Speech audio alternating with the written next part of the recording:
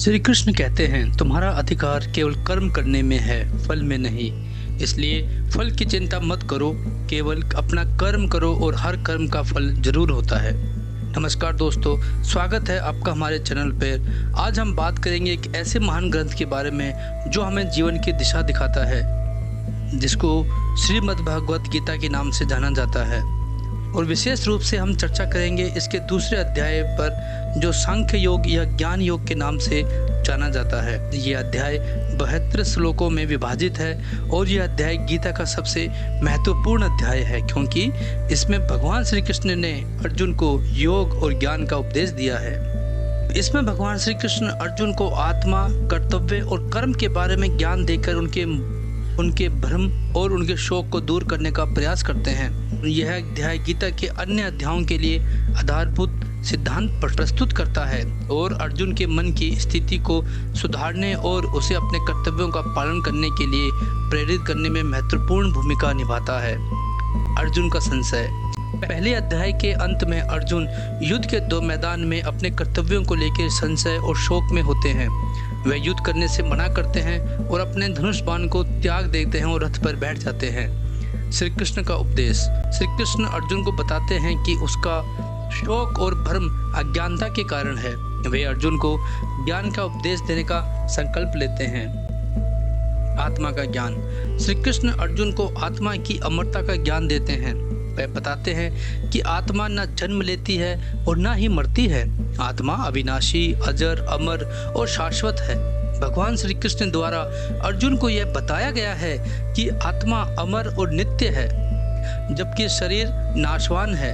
इस प्रकार यहाँ आत्मा के अमरता और शरीर के नश्वरता का ज्ञान प्राप्त होता है। जैसे व्यक्ति पुराने कपड़े त्याग कर नए कपड़े धारण करता है, वैसे ही आत्मा एक शरीर को छोड़कर नया शरीर धारण करती है। बुद्धिमान पुरुष न तो जीवित प्राणी के लिए शोक करते हैं और न ही मृत के लिए। ऐसा कोई समय नहीं था जब मैं नहीं था या तुम नहीं थे और सभी राजा ना रहे हों, और ऐसा भी नहीं है कि भविष्य में कभी नहीं रहेंगे। हम सब ही आते हैं, जाते हैं और हर समय किसी न किसी रूप में उपस्थित होते हैं। जो जन्म लेता है उसकी मृत्यु निश्चित है और यही कटु सत्य है, और मृत्यु के पश्चात पुनर्जन्म भी अवश्यभावी है। अतः तुम्हें शोक नहीं करना चाहिए। मनुष्य को कभी भी अपना धन, दौलत, यौवन, खूबसूरती, ताकत या अपना राज्य संपत्ति का घमंड नहीं करना चाहिए, क्योंकि यह सब एक न दिन खत्म हो जाएगा, लेकिन आत्मा नहीं, क्योंकि आत्मा अजर और अमर है। कर्तव्य का ज्ञान। श्री कृष्ण अर्जुन को उनके क्षत्रिय धर्म और कर्तव्य की याद दिलाते हैं। वे बताते हैं कि क्षत्रिय का धर्म है कि वह समधर्म युद्ध करे और कर्तव्य का पालन करें। धर्म और कर्तव्य का पालन करने से आत्मा का कल्याण होता है और व्यक्ति पाप से मुक्त होता है। निष्काम कर्म योग। जैसे कि श्री कृष्ण भगवान ने गीता में बोला, कर्मण्येवाधिकारस्ते मा फलेषु कदाचन। श्री कृष्ण अर्जुन को निष्काम कर्म का उपदेश देते हैं। वे कहते हैं कि व्यक्ति को अपने कर्मों का फल नहीं सोचना चाहिए, बल्कि अपने कर्तव्यों का पालन करना चाहिए। फल की चिंता छोड़कर कर्तव्य पालन करने से मनुष्य समस्त योग में स्थित होता है। मनुष्य कर्म करने से पहले उसे फल की कामना रखता है, लेकिन ये जरूरी नहीं कि जिस फल की इच्छा से हम कर्म कर रहे हैं वो मिलेगा ही, क्योंकि कर्म करना हमारे वश में है, उसका फल नहीं। सांख्य योग। श्री कृष्ण सांख्य योग का वर्णन करते हैं, जिसमें आत्मा और शरीर के भेद का ज्ञान दिया जाता है। वे बताते हैं कि स्थायी सुख आत्मा के ज्ञान में है, न कि इंद्रियों के भोग में। स्थिर बुद्धि। श्री कृष्ण अर्जुन को स्थिर बुद्धि और स्थित प्रज्ञ अवस्था का महत्व बताते हैं। स्थित प्रज्ञ व्यक्ति अपने मन को संयमित करके सुख दुख, लाभ हानि और जय पराजय से सम रखता है। स्थिर बुद्धि वाला व्यक्ति अपने आत्मज्ञान और धैर्य के माध्यम से सभी परिस्थितियों में समान रहता है।